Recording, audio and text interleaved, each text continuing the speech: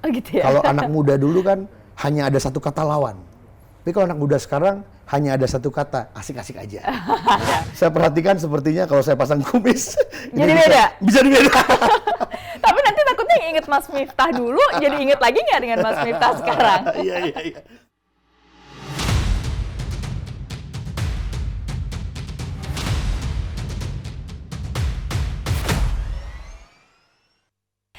Halo, Anda menyaksikan People's Choice bersama saya Stephanie Ginting. Sudah tahu akan memilih siapa nanti 14 Februari 2024? Kalau belum, nonton terus People's Choice. Karena kami akan terus mengenalkan kepada Anda sosok-sosok yang maju dalam pemilu di 2024 nanti. Nah, untuk episode kali ini, saya sudah bersama dengan Mas Miftah Sabri. Apa kabar, Mas Miftah? Baik, Mbak Stephanie. Nah, Mas Miftah ini memang ada signature baru dengan kumisnya atau gimana? Ini kalau yang ikutin pemilu 2019, 2014, ini juga pasti kenal dengan sosok Mas Miftah. Sebenarnya enggak, tapi ini bisa dijawab secara politik dan tidak. Oke, gimana tuh? Yang tidaknya nggak usah kita jawab. Oke. Yang politiknya aja. Karena di Dapil Jawa Tengah 1 itu, Mas, Mbak, itu ada 8 kursi. Iya, betul. Berarti ada 18 partai kali 8. Itu kan perlu diferensiasi. Oh, iya. Maka dari itu, saya perhatikan sepertinya kalau saya pasang kumis, jadi beda? Bisa dibeda. Tapi nanti takutnya inget Mas Miftah dulu, jadi inget lagi nggak dengan Mas Miftah sekarang? Iya. Ya nggak apa-apa lah, tapi kan artinya ya kira-kira itu fresh lah ya. Fresh jawaban. Setelah kemarin sempat hiatus nggak sih itu namanya beberapa tahun, sempat ke Amerika Serikat dulu, baru balik dengan kumis yang baru. Mas Miftah, sebelum kita ngobrol-ngobrol panjang, aku punya 5 rapid questions buat Mas Miftah. Karena namanya rapid, jadi harus cepat. Cepat ditanya, cepat juga dijawab. Jadi subliminal ya, nggak boleh dipikir, hanya boleh dirasakan. Karena apa yang pertama terucap, itulah yang biasanya jujur. Oke. Alam bawah sadar. Iya benar. Kita coba ya. Waduh, bahaya ini, deg-degan aku. Iya memang selalu kita bikin deg-degan sengaja. Puisi atau orasi? Puisi. Wih, kenapa tuh? Emang seorang penyair gitu ya, dari lubuk hati paling dalam? Bukan, karena kan ada politisi dan juga sastrawan dunia yang pernah menjadi presiden mengatakan di satu negara Latin mengatakan apabila politik itu kotor maka puisi akan membersihkan. Wow. Nah yang kedua, dulu guru ngaji saya bilang gini, sejarah dalam sahabat Rasulullah Umar bin Khattab ini dikenal sebagai seorang sahabat Nabi yang sangat tegas, panglima perang. Tapi ternyata dia membuat nasihat yang terkenal. Dia bilang, ajari anakmu sastra supaya ia berani. Bukan ajari anakmu berpedang. Dan ternyata seorang Umar bin Khattab saja nasihatnya itu kenapa? Karena dalam orang yang berani itu berarti lidahnya juga berani. Kalau orang yang salah dia lidahnya takut. Ya, kira-kira begitulah. Berarti bahkan puisi itu lebih berani dibanding orasi ya? Oh iya. Karena kan artinya dari dalam jiwa itu kan. Ya. Bahkan pemilihan kata itu kadang lebih tajam daripada senjata itu ya, kata-kata itu. Iya. Ada terkenal juga kan, ada dalam Western proverb, pepatah barat, word is sword kan. Kata-kata adalah pedang, tapi sastrawan Indonesia menerjemahkannya nggak boleh kata-kata adalah pedang, karena nggak ada rimanya kan. Dalam terjemahan Indonesia, supaya dia menjadi sastra, kata-kata adalah senjata. Itulah ya. Ketika dia katakan senjata, itu. beda kan? Artinya kita bisa melukai jutaan orang dengan kata-kata tanpa harus dengan pedang. Nah itulah politisi itu bahkan dengan kata-kata saja bisa menggerakkan. Nah mungkin itu juga yang menginspirasi saya untuk terjun ke politik.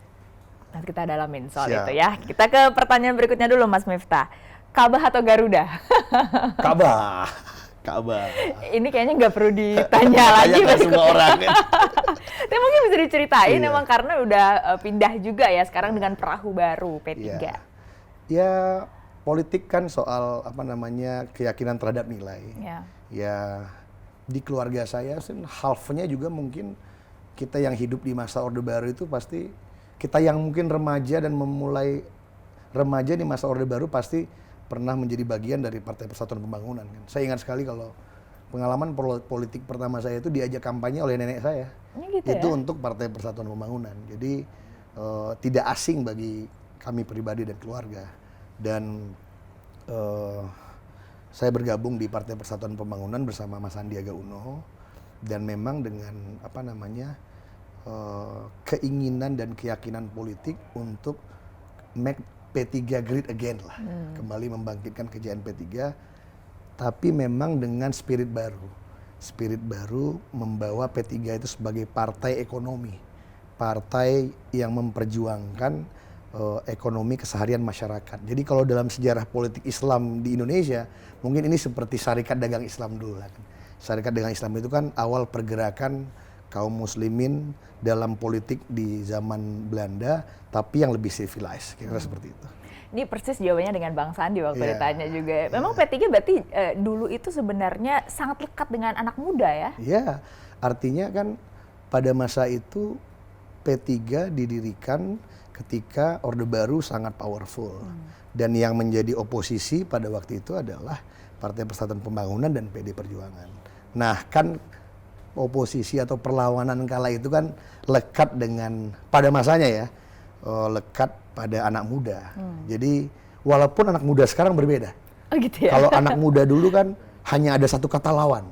Tapi kalau anak muda sekarang hanya ada satu kata, asik-asik aja. Nah, memang setiap masa kan Zamannya berbeda-beda. beda ya. Platformnya juga sekarang kan beda untuk menyuarakan sesuatu. Nah, jadi itu maksud saya, kita bersama-sama Mas Sandi dan Pak Mardiono, pimpinan partai semua, makanya merilis satu slogan baru, prinsip baru perjuangan ekonomi masyarakat, ekonomi umat, dengan Partai Ka'bah kita memperjuangkan harga-harga yang murah dan mencari kerja yang mudah dan hidup berkah. Berarti cocok lah dengan Mas Miftah ya sebagai teknopreneur Ya, disebut. ya kira-kira saya banyak pernah menjadi dosen, peneliti, dan juga terjun di dunia online dan teknologi, dan tapi sekarang fokus full time politician bersama Mas Sandiaga Uno di Partai Persatuan Pembangunan. Oke, next berikutnya. Anggota DPR atau menteri? DPR RI. Sebenarnya karena belum mendapat amanah sebagai menteri, atau memang sebenarnya dari hati paling dalam senangnya adalah menjadi wakil rakyat di Senayan? Mungkin karena background juga kali ya. Saya kan memang belajar politik agak serius. Belajar ilmu politik di UI. Tapi tidak hanya belajar teori, saya juga menjadi aktivis. Dan ketika di UI saya juga menjadi ketua Senat Mahasiswa. Dan artinya teori dan praktek itu saya combo lah, dikombinasikan. Nah, bagi orang yang belajar ilmu politik secara serius, memang menjadi anggota parlemen dulu, anggota DPR dulu lah, ya kan. Dan saya pikir itu yang sebenarnya kalau di demokrasi yang sudah established itu yang bagus. Kenapa? Artinya kalau kita lihat di Amerika, presiden-presiden mereka itu kan pada umumnya mantan senator atau mantan gubernur. Nah, di kita mantan gubernur udah. Tapi Mas Ganjar contohnya itu kan mantan anggota DPR dan mantan gubernur. Jadi punya pengalaman di legislatif yang matang, bagaimana menjadi lawmakers, pembuat undang-undang, tapi pernah juga menjadi eksekutorial. Nah, maksud saya dengan kesadaran itu, dan banyak juga kawan-kawan yang sudah terjun lebih dahulu mengatakan lu nggak sah jadi politisi kalau lu belum jadi anggota DPR. Oh, makanya pingin dulu nih maju untuk jadi anggota DPR. Belajar lah. Oke. Berikutnya, Padang Panjang atau Semarang? Semarang. Semarang. Besar di Semarang juga pernah ya? Jadi Semarang itu bukan kota yang asing bagi saya karena saya pernah jadi kondektur di Terminal Terboyo. Serius? Ya, dan tukang jaga warung di situ. Berapa lama? Nah, jadi saya itu punya Pak D di Semarang. Setiap libur sekolah, sering sekali saya itu pasti ke Semarang. Nah, untuk biasalah, saya waktu itu kan kita anak nggak ada orang tua pada masa itu. Jadi kalau kita ketemu Pak D itu bantu sebulan libur, bantu kerja, nah nanti sebelum masuk sekolah dapat sangu. Oh gitu. Nah, jadi Pak D saya waktu itu punya warung di Terminal Terboyo, tempat nangkringnya para bis kota dan bis antar kota. Nah, biasanya itu pengalaman remaja yang nggak akan terlupakan kan. Artinya karena kita ini ponakannya owner warung di terminal, nah si kondekturnya, Mas, kita putihin bon dong, ini kita kan banyak ngebon. Oh iya, nah, ngutang maksudnya. Ngutang. Nah, kita bilang, aku tak gantiin sih jadi kondektur, baru kamu boleh diputi. Nah, kita 1 rit 2 rit, Masuklah. kan kesannya keren. Oh gitu Wah, ya. Tembalang, Banyumani, Solo Tigoa. Jadi pernah saya jadi kondektur di Semarang. Aktualisasi diri Aktualisasi zaman anak diri. muda ya. Jadi ini selalu saya ceritakan ketika saya turun di dapil. Jadi bukan orang baru saya di Semarang. Ya, kira-kira begitu. Jadi sangat kenal lah ya dengan karakteristik Iya. warga Semarang. Ya, dapil saya itu kan Jawa Tengah 1 ya. Ya. Saya menyebutnya mungkin the greater Semarang area lah.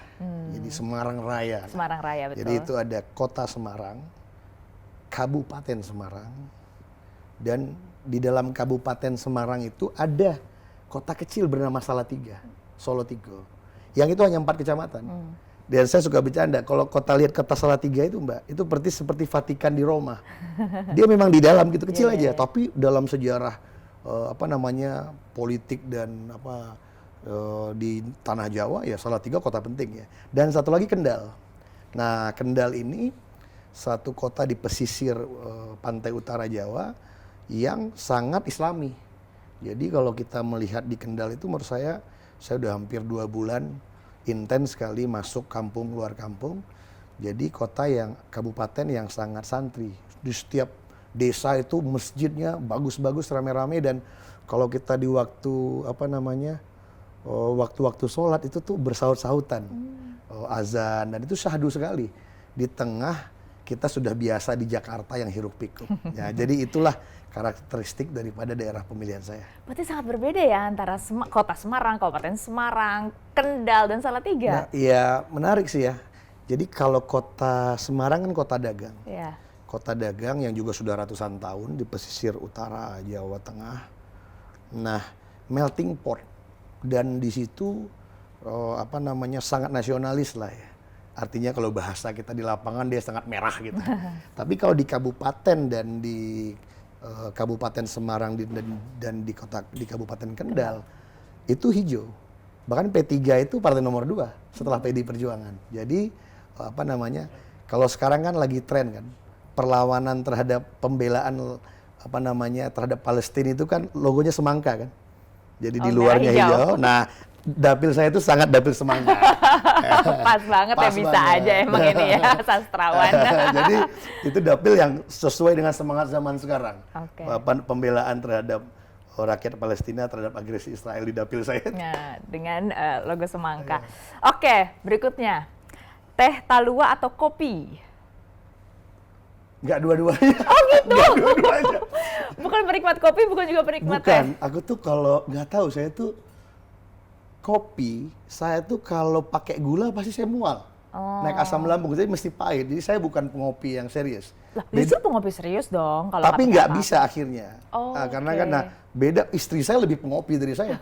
Jadi dia lebih ngerti kopi dari saya. Kalau teh talua itu Asli Sumbar kan itu ya? senang karena kakek saya suka bikinin.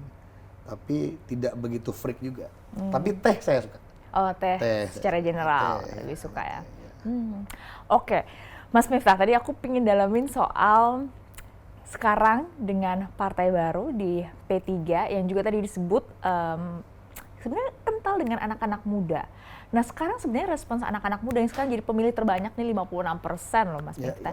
Mas Miftah, dengan penampilan freshnya ini gimana kemudian mendekati anak-anak muda kita dengan karakteristik yang tadi dibilang? Beda banget nih sekarang. Beda banget memang. Jadi terus terang, ya ada yang bilang itu 57 generation atau 56 ya di Indonesia. Jadi 57% pemilih di pemilu 2024 nanti adalah orang yang berumur, orang yang lahir dari 81 ke atas. Itu yang disebut dengan Mas Miftah termasuk ya? masuk ya? saya milenial senior. Milenial senior. Mbak Stefani tahun berapa? 93, tengah-tengah lah. Tengah-tengah. Kamu tapi kamu Junior milenial agak bungsu. junior ya. Bungsu. Kita masih mengalami, Mbak. Kita masih mengalami mesin tik, Windows, Windows, kemudian mulai HP BlackBerry. AI sekarang bahkan. Sampai AI kan. Tapi kalau yang generasi Zillennial mungkin dia udah nggak ngalamin mesin tik tuh. Zillennial. Ya Zillennial nggak ngalamin, kan lahir 96. Iya, iya, betul. Lahir tahun 96 sampai ya sekarang 2014. Nah poinnya begini menurut saya tuh, mungkin di luar yang seriusnya dulu kali ya. Yang seriusnya menurut saya, ini momen di mana anak mudanya banyak. Berarti kalau mereka memilih kandidat yang mengerti negara ini ke depan mau dibawa kemana, berarti yang relate, bahasa anak muda sekarang. Gue nggak relate banget nih. Dia harus memilih kandidat yang relate dengan dia. Sehingga, dan saya lihat juga di masing-masing partai pasti menominasikan juga anak-anak muda sebagai calon, atau bisa jadi juga jangan juga terjebak dengan dia masih muda, tapi bisa jadi juga dia sudah mempraktekkan politik orang tua kan. Nah maksud saya apa? Terus terang, saya tuh inspirasinya itu politik di Inggris, Mbak. Politik di Inggris ketika Brexit. Nah itu tragedi demografi. Brexit itu kan ketika orang tua yang banyak akhirnya vote terhadap romantisme masa lalu Britania Raya yang jaya ketika tidak menjadi bagian Uni Eropa, dia vote exit. Sehingga orang tua yang banyak ini merugikan anak muda yang hidup hari ini. Sehingga setelah itu kan ekonomi di Inggris berantakan, bergejolak gitu setelah keluar dari Uni Eropa. Nah, artinya apa? Orang yang banyak itu kan punya interest. Nah, interestnya itu harus direpresentasikan di pilihan, di ballot kan, di kertas suara. Nah, menurut hemat saya ini yang penting. Jadi kalau kita ini millennials dan Z ini yang 57%, melihat katanya Indonesia emas 2045, bonus demografi itu kan di kita. Dalam bayangan saya, itu adalah generasi kita di tahun 2045 itu yang saya hitung umur saya itu 65, 64, 66 gitu ya. Masih aktif nah, lah. Mbak umur 50-an kali. Artinya kan presiden di 2045 itu mungkin angkatan kamu gitu. Bisa jadi. Nah, artinya kalau kita sepakat orang 50 yang jadi presiden gitu ya. Nah, maksudnya kan berarti apakah kita sekarang ini melihat 2045 bonus demografi ini khotbah orang-orang yang udah senior memerintah sekarang? Itu mungkin sebagai preset juga ya, Mas Miftah. Punya data terbaru, apa sih sebenarnya isu dan cara yang tepat untuk mendekati anak-anak muda sebenarnya pemilu 2024? Ini memang menarik. Pertanyaan yang sangat menarik. Kita bedah yang Y dan Z tadi. Saya kebetulan punya riset reguler selalu di tim saya itu. Jadi kita baru saja nih melakukan riset untuk anak muda. Memang unik. Jadi makin dia menuju Z, jadi maka dia melihat politik gak ribet seperti, jadi makin tua milenialnya, dia makin seperti boomers perilaku politiknya. Aku mungkin masih ada nih pengaruh boomers, karena masih baca koran, masih lihat TV talk show gitu. Tapi makin dia zilenial, contoh nih, di generasi yang milenial tua nih, mungkin lahir 81 sampai 90, itu kalau kita lihat 10 rujukan utamanya dalam melihat media atau media sosial, dia masih mencari news dan berita itu ada dalam pencariannya. Tapi kalau udah lahirnya itu 2014 ke atas, artinya dia sudah, begitu dia sudah sangat makin zilenial dia, itu top 10-nya sama sekali tidak ada berita dan sosial politik. Jadi apa? Hiburan, review makanan, hobi, kemudian lifestyle gitu ya, fashion. Sehingga sementara makin dia menuju Z, dia makin digital native. Jadi makin banyak waktu yang dihabiskan di depan media sosial. Nah, karena sifatnya yang sangat digital native, jadi dia tidak senang kalau politik itu berat. Dan kalau politik itu penuh dengan quote-unquote kekerasan. Sehingga mereka, they tend to love peace dan konflik. Tapi kalau dia makin boomers, makin milenial, semakin tua boomers, dia makin suka yang heboh-heboh. Suka yang heboh. Sehingga ada generasi kita, yang mohon maaf ini mungkin juga otokritik kepada senior-senior yang 98. Dan juga 2000-an, which is saya. Waktu zaman saya ketua Senat, itu masih keren ketika ada kalimat hanya ada satu kata, lawan. Tapi kalau kita ke zilenial, dia nggak suka. Hanya ada satu kata, asik-asik aja. Karena mungkin itu juga yang mempengaruhi cara politisi sekarang mendeliver pesan. Termasuk Mas Miftah? Harus. Kayak gimana? Ya akhirnya saya dalam, terus terang, akhirnya aku membuat akun sosial media baru. Oh gitu. Jadi saya nggak susah kalau saya harus membuat akun yang lama gitu. Karena akun lama itu kan bercampur dengan politik lama. Berat-berat banget. Berat-berat banget. Jadi aku mulai membuat akun baru Ada cerita lucu. Apa tuh? Jadi begitu awal saya buat account, saya buat foto yang serius gitu. Nah, so serius gaya orang zaman dulu yang gitu kan. Gaya bapak-bapak ya? Bapak-bapak. Nah, saya punya putri 2. Nah, kan saya ini milenial tua. Udah Iya, punya anak dong. betul. Nah, putri pertama saya 15 tahun, putri kedua saya 10 tahun. Nah, sekarang lagi ikut dengan ibunya di Amerika studi kan. Jadi aku juga merasa, kok aku makin bego ya, makin nggak mengerti nih anak muda sekarang. Sehingga saya meminta anak saya yang 10 tahun ini menjadi my advisor. Aku bilang, Dek, namanya Jingga, please check my new account. Can you review the timeline? Tahu nggak dia jawab apa? Apa? Pertama kali dia jawab apa? Ayah, your feed is very boomers. Nobody Z can would like your feed. You have to change your feed. Setelah itu akhirnya Buat saya account baru. merubah akhirnya foto itu dan dia waktu itu menyarankan, oke, give me one day katanya, aku akan kasih masukan. Akhirnya dia bikinin inspirasi karena ayah sekarang punya mustache katanya, punya kumis. Ayah pakai Mario Bros aja katanya. Teret katanya. Nah, aku exercise, akhirnya saya rubahlah profil pic baru ini dengan lebih AI dan dengan gaya yang lebih anak muda. Dan itu yang akhirnya dia lebih cair, lebih cool. Ketika saya sampaikan ke anak muda memang lebih relate. Kerasa ada? Kerasa. Signifikan nggak? Kerasa signifikan. Akhirnya itu lebih asik. Dan saya kan membangun tim, saya pisah 2 tuh. Dalam membangun tim campaign ini kan begini. Kalau legislatif itu menurut senior-senior yang udah jadi nih. Itu beda dengan pilpres. Kalau pilpres itu kan katanya perang udara. Nah, kalau legislatif itu perang darat. Jadi membuat troops yang banyak. Nah, saya akhirnya memang membagi 2 tim saya itu. Ada tim yang aktivis partai dan serius-serius, pada umumnya senior, dan aktivis muda, anak-anak muda. Medsos?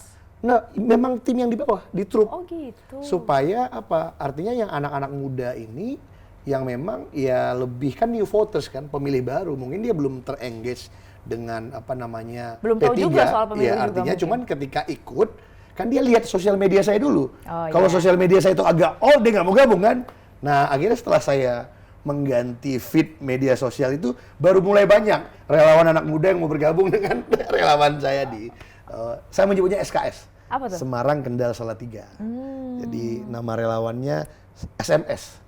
Sedulur Miftah Sabri. Oh, iya. Halo, Sedulur Miftah Sabri. Nah itu singkatan-singkatan itu juga biasanya disukain ya? Disukai, karena Lebih itu gampang membuat politik yang lebih fun. Mungkin itu juga ya yang membuat kenapa kalau politisi-politisi sekarang dalam saya yakin itu, dalam pilpres ini, politisi yang memberi pesan negatif, maka dia akan ditinggal oleh anak muda ini karena they love peace. Jadi kalau kita dia nyantai, makanya misalnya, ya santai aja, pilihan presiden kita beda-beda, tapi kita tetap teman. Senang mereka kan, politik sementara, persahabatan selama-lamanya, tepuk tangan dia. Tapi kalau misalnya hanya ada satu kata, lawan, didiem. Nah ini yang ya kita harus menghadapi dengan realita ini. Nah, bagaimana menyampaikan politik yang substance ke tengah generasi baru yang memang tidak senang dengan yang tadi gitu. Nah, itu susahnya. Tetap harus ada substansinya soalnya, jangan sampai juga terlalu ringan akhirnya mereka nggak ngerti juga sebenarnya milihnya gimana. Ini kalau ngelihat di Dapil Jateng 1 kan 8 kursi. Betul. Nah, Mas Miftah ini dapat nomor 8. Ya, itu walaupun nomornya paling akhir, optimistis atau ada ngerasa gimana? Ini menarik. Kenapa saya harus jelaskan nih kepada seluruh pemilih di SKS dan mungkin seluruh Indonesia. Dulu kan ada keyakinan bahwa nomor partai itu nomor 1 yang keren. Benar. Mungkin benar, tapi bukan untuk P3. Oke, kenapa? Untuk P3, nomor paling bawah yang lebih keren. Karena, ini pendapat sendiri apa gimana? Benar, hasil riset juga. Oh gitu? Karena kertas suara, jadi gini, peserta pemilih itu ada 18. Iya. Kertas suaranya 18. Formatnya itu 4 kali 4, 16. Oke. P3 sudut kiri 17. Oke. Sampingnya lagi 18, Partai Umat. Nah, Partai Persatuan Pembangunan itu sudut kiri paling bawah. Ya. Jadi paling gampang buka kertas suara, cari sudut kiri paling bawah, Partai Ka'bah, Mas Miftah. Lebih gampang. Ini berima juga Berima ya. juga. Nah, kalau gitu langsung aja deh. Kalau gitu saya minta untuk berpuisi karena berima. Ini dari tadi Berima. juga jawabannya ada nggak sih? Bisa nggak sih cobain sekali membuktikan bahwa Mas Miftah emang adalah politisi sekaligus penyair? Oh enggak juga. Ini udah segmen penutup ya? Iya dong. Sebenarnya bukan penyair, saya ini aja apa namanya? Suka puisi. Suka. Saya senang dengan sastra memang karena itulah yang tadi tuh apa sastra itu kan melembutkan hati. Jadi kalau menurut saya kalau kita ini di politik ini kan penuh dengan sangka, curiga, apa segala-gala kan. Makanya paling enak itu kita melembutkan hati dengan puisi. Dan mereka memang makin ke sini ya itu tadi kan tadi kita cerita saya itu milenial tua lah gitu kan. Berarti kan ini agak kejepit nih Mbak. Milenial tua ini kejepit. Antara boomer sama Bukan, artinya tua belum, muda udah enggak. Kalau Jadi kita, nyebutnya apa? susah kan makanya artinya sandwich generation. Sandwich generation kan akhirnya Oke. kita harus mikirin yang di atas bawah. Nah, akhirnya pengalaman hidup udah ada, tapi mungkin sudah lagi tidak seambisius dulu. Nah, ya kan? Mulai realistis dengan hidup, tapi mungkin ini juga yang menginspirasi saya dalam perjalanan dan pengalaman politik. Mungkin teman-teman yang mengenal saya secara pribadi sangat banyak pengalaman spiritual dalam politik saya. Nggak usah dibahas di sini. Di belakang Di layar belakang aja layar kalau aja. gitu. Tapi makin kesini itu saya makin sadar bahwa, nah saya senang dengan dua kutipan dari Jalaluddin Rumi. Apa itu? Jalaluddin Rumi ini kan filsuf cinta yang sangat diagung-agungkan oleh para pecinta di dunia. Saya saking senangnya sama beliau tuh senang berkali-kali ziarah ke tempat beliau di Konya, Turki situ.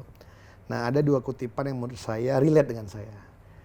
Kata Rumi, dulu aku merasa pintar. Kemarin aku merasa pintar, aku ingin mengubah dunia. Sekarang aku merasa ingin lebih bijak, aku hanya ingin merubah diriku sendiri. Saya menyadari, saya ini orang yang banyak ngomong, Mbak. Saya kalau ngomong sama di forum itu, saya mendominasi dari dulu. Ini juga nih, ini meringankan tugas presenter. Presenter, nah maka dari itu akhirnya saya jadi caleg, Mbak. Oh gitu, Dengan biar jadi bisa caleg, bersuara. saya harus banyak mendengar. Jadi kalau kita ketemu masyarakat, kita dengerin. Mungkin kita dengerin. Nah, Tapi kan di ruang DPR nanti banyak bersuara. Nah, artinya bagaimana kita mau berkualitas ngomong kalau kita nggak melatih dulu mendengar. Benar, Nah, jadi setuju. inilah yang saya rasa mudah-mudahan The New Miftah ini bisa lebih banyak mendengar daripada banyak berbicara. Walaupun pemirsa melihat dari tadi saya ngomong mulu. Nih saya belum dijawab nih mau ngasih puisi atau enggak Mas Miftah Ya itu ini? puisinya itu aja. Oh itu aja. Jadi yang kedua dalam perjalanan politik Jalaluddin Rumi lagi nih. Inspirasi lagi. Apa? Kata Jalaluddin Rumi, barang siapa yang mencintai dengan hatinya, maka dia tidak akan pernah ada kata perpisahan. Jadi cintailah rakyat Anda, pemilih-pemilih di dapil Anda dengan hati Anda. Maka insya Allah Anda tidak akan pernah berpisah dari memperjuangkan apa keresahan dan kebutuhan mereka. Nah perjalanan Mas Miftah sebagai politisi yang katanya disebut sebagai awalan itu ketika sudah ada di panggung depan politik dan tahun 2019 ya sempat maju, sekarang di 2024. Beda, iya itu benar, itu pengalaman spiritual. Di atas kertas harusnya saya menang kan, cuma hanya beda 1% dengan yang duduk kan. Ternyata ya Allah tidak berkehendak. Jadi Allah berkehendak saya menjalani hidup lain. Akhirnya diterbangkan ke Amerika, ya kan? Hidup baru di Amerika untuk lebih banyak merenung. Dan akhirnya tadi ya semakin bijak untuk kemudian Melihat dari jauh. melihat dari jauh. Karena memang kalau kita melihat dari jauh, aku jadi mengalamin kan, melihat Indonesia tuh hampir 5 tahun dari jauh. Jadi oh begini, begitu. Dan Nah sekarang semakin dekat semakin kelihatan apa nih? Nah akhirnya ngelihat memang kita, mohon maaf ya, kita progres. Kita harus akui bahwa pemerintahan kita sejak zaman Pak SBY, apa perubahannya, terutama lagi di zaman Pak Jokowi ini kita progres. Banyak pembangunan yang sudah dilakukan oleh Presiden Jokowi, hampir selesai ini, progres ya. Oke. Tapi memang ada yang harus lagi diperbaiki. Jadi menurut saya, Nah, apa yang bisa diperbaiki kalau misalnya nanti terpilih nih Mas Miftah? kalau menurut untuk saya dapil mungkin Jakarta dua-duanya kali ya. terutama? Dua-duanya ya. Menurut saya di next administration, terutama nih P3 nih, Partai Persatuan Pembangunan kan bersama PD Perjuangan mendukung Pak Ganjar dan Pak Mahfud. Kita melihat pembangunan yang sudah dilakukan oleh Presiden Jokowi ini udah keren. Oke. Beliau sudah do as best as he can as president. Dia bekerja keras untuk rakyat, membangun jalan, infrastruktur dan di mana-mana. Tapi yang saya rasakan di masyarakat di dapil saya tanya, Oke. gimana? Udah bagus. Tapi kehidupan ekonomi pribadi mereka belum. Jadi dia merasa pemerintah udah bangun jalan, waduk, jembatan. Tapi dia masih merasa dia membayar sesuatu lebih mahal. Dia belum, ketika ditanya kehidupan ekonomi dia, living cost-nya lebih tinggi. Kemudian pendapatan dia nggak begitu banyak bertambah. Dia masih susah anak-anak mudanya mencari kerja. Artinya, selesai babak baru infrastruktur ini, setelah ini kita harus fokus kepada peningkatan perekonomian individu masyarakat. Jadi menurut saya babak infrastruktur dan fisik ini selesai. Next ini adalah babak meningkatkan kualitas SDM untuk meningkatkan kualitas manusia kita. Sehingga dia bisa mengakses pekerjaan-pekerjaan yang lebih baik dan ikut serta dalam rantai ekonomi global. Oke. Tidak hanya barangnya, tapi juga otaknya. Jadi orang pinter-pinter di Indonesia ini jangan hanya kata dalam tempurung, tapi juga harus menjadi warga global. Nah itu yang terjadi di Cina dan India ketika mereka mau menjadi negara maju. Jadi mengglobal dan kemudian juga kita harus menjadi bagian dari rantai pasok ekonomi global. Jadi kalau jalanan dibangun, jembatan dibangun, infrastruktur dibangun, tapi tidak ada pabrik-pabrik yang dibangun, itu akan membuat ekonomi kita degradasi. Nah, menurut saya, the next administration, pemerintahan selanjutnya, presiden dan wakil presidennya, dan koalisi pendukungnya harus ke arah itu. Sehingga kehidupan ekonomi masyarakat itu harus lebih baik. Mereka harus merasa uangnya lebih banyak, harga-harga lebih murah. Dan itulah yang kita tawarkan dengan Pak Ganjar dan Prof. Mahfud. Ekonomi ya, lagi-lagi Mas Miftah. Banyak banget nih perspektif baru juga yang dibuka ya di kita bersama dengan Mas Miftah. Terima kasih banyak, sukses untuk kampanye. Terima kasih banyak Mbak Stefani. Mohon maaf ya, tadinya kan briefnya dari produser nyantai-nyantai. Tapi ya inilah, saya ini orangnya serius gitu. Gak apa-apa, harus tetap berisi juga ya obrolan kita untuk bisa mengedukasi masyarakat juga. Karena kita media juga fungsinya salah satunya adalah edukasi. Terima kasih sekali lagi Mas Miftah. Sehat terus. Terima kasih juga Anda sudah menonton. Jangan lupa untuk saksikan episode-episode lain di People's Choice. Saya Stephanie Ginting, sampai jumpa.